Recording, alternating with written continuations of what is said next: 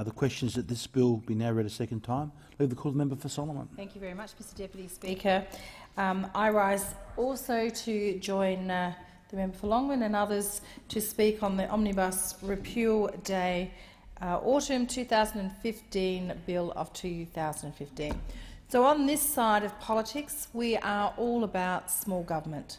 It is the DNA of the Country Liberal Party, which is the party I belong to, in coalition with the government. And my colleagues throughout the coalition, they too have their DNA is all about small government. There is a place for regulation, for legislation and government oversight, but where do they exist?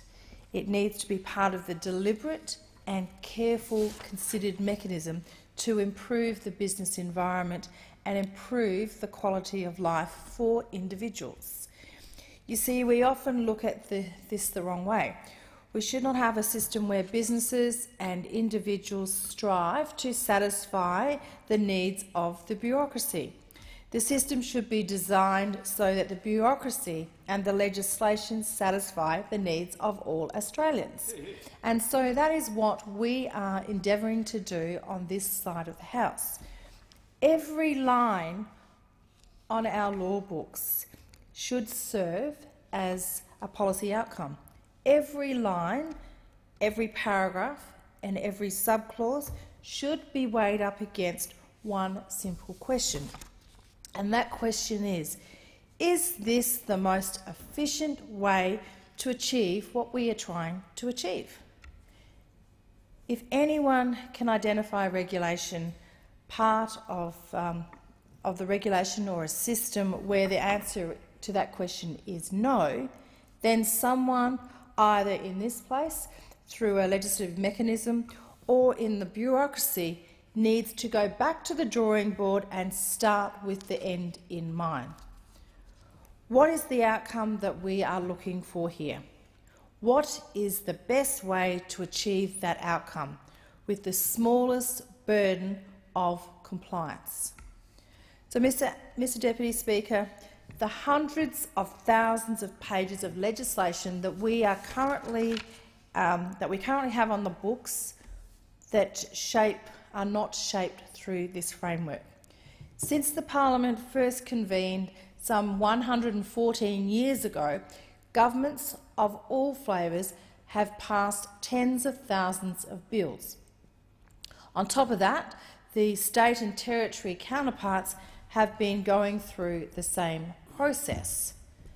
And at the same time, local governments have also been going through these processes with regards to their areas of responsibility. So each of those tens of thousands of pages of legislation and regulation processes and protocol is weighed up for individuals and for businesses to bear. It is indeed a weight in government, for government to bear, because of all these acts and laws need oversight and administration.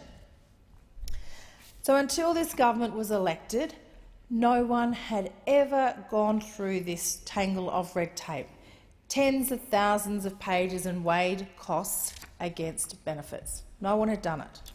Yeah. So I'm happy to stand here as a member of the coalition government, the first government in Australia's history to do exactly that. When we were elected in 2013, we received a clear mandate from the Australian people and from the Australian business community to reduce the burden of excess regulation. I use the word excess very deliberately because there is a role for regulation. Some laws protect us from crime. Some laws protect the environment. Some laws protect the environment from pollution. We have regulations to make sure taxes are collected and that bureaucracies are there to ensure that the people who are in need get assistance, i.e. the people from Centrelink that use Centrelink, people from DFAT that need assistance from there.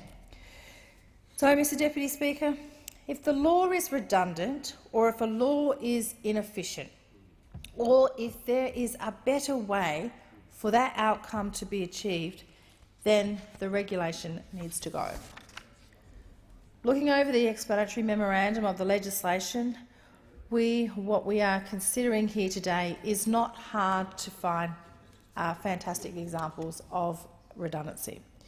You do not have to go far to find superseded legislation, cumbersome legislation, and legislation which doubles up, and legislation which is actually inefficient.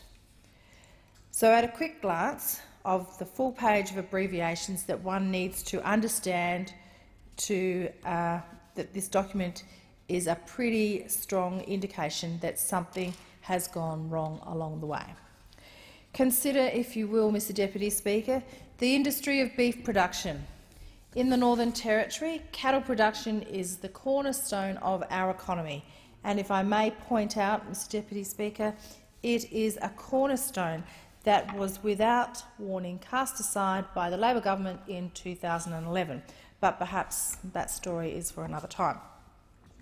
Mr Deputy Speaker, modern farmers are professionals. They need to understand meteorology, chemistry, geography, animal husbandry. They are scientists striving to get the most, well, actually the highest quality product possible from the available resources that they have at hand. We should not need to make them lawyers as well. So, Mr Deputy Speaker, there are 6 pieces of legislation on this list alone which deal directly with beef production. The Domestic Meat Premises Charge Act, the Export Inspection and Meat Charges Collection Act, and the Meat Export Charge Act, the Meat Export Charge Collection Act, the Meat Inspection Act, and the Meat Inspection Arrangements Act. And remember, Mr Deputy Speaker, these are just the federal regulations. So it's especially absurd when you realise the large sections of the legislation that I just mentioned have been redundant since 2011, yet they still remain on our books. Every unnecessary piece of legislation, every inefficient piece of legislation is a compliance burden on all Australians. Every form a businessman or businesswoman is filling in to satisfy a bureaucracy is time he or she is spending filling out forms rather than spending time developing their business. Mr Deputy Speaker, can you imagine how many forms and how many layers of bureaucracy someone involved in beef production must come up against? From just those 6 acts, and of course there are subsequent legislation which left 2 layers of federal regulation in effect. So in addition to any state or territory and local regulations. So I'm very proud that this legislation is going to be repealed by the coalition government, because this repeal is going to save around $2.45 billion annually. Mr Deputy Speaker, I don't think you heard me right. $2.45 billion. That's a lot of money. So if this bill receives assent, a further 890 redundant or inefficient Commonwealth Acts will be struck from the statutes. That's health, agriculture, telecommunications, human services, transport. All of these industries will have a compliance cost lifted. How many hundreds of thousands of dollars, millions of dollars actually, has the beef industry spent navigating the maze of red tape that I've discussed just a moment ago? I'm excited about this legislation because it will free business up to do what business is meant to do, and that is employing people and generating wealth, generating jobs. Every single dollar that these businesses don't spend on navigating bureaucracies, every dollar that does not go into cross-checking redundant legislation is a dollar that they will invest in their business.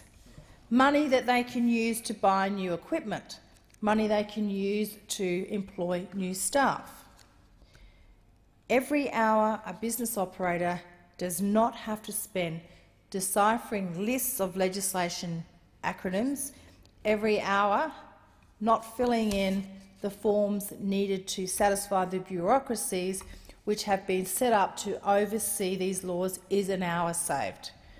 So it's an hour that they will spend with their clients, with their staff, developing their business and increasing productivity. So, Mr Deputy Speaker, this is what a good government looks like to me. Appearing when they are needed to, and doing what needs to be done, and then getting out of the way and letting people get on with their business. That's what this government is all about. So we heard the member for Longman talking about some of the other things that this package of bills does. And one of the examples is simplifying the process for buying a mobile phone and the identification and the prepaid mobile phones. So that's another thing that's helping our younger people, because our young people are very big users of the prepaid mobile phones. So, Mr Deputy Speaker, I just want to reiterate again that by us removing this redundant legislation is an example of how we, as a good coalition government, is getting out of the way of business, letting people do what they need to do, and that is running their businesses, generating wealth, creating jobs. So I commend the bills to the House. I thank the member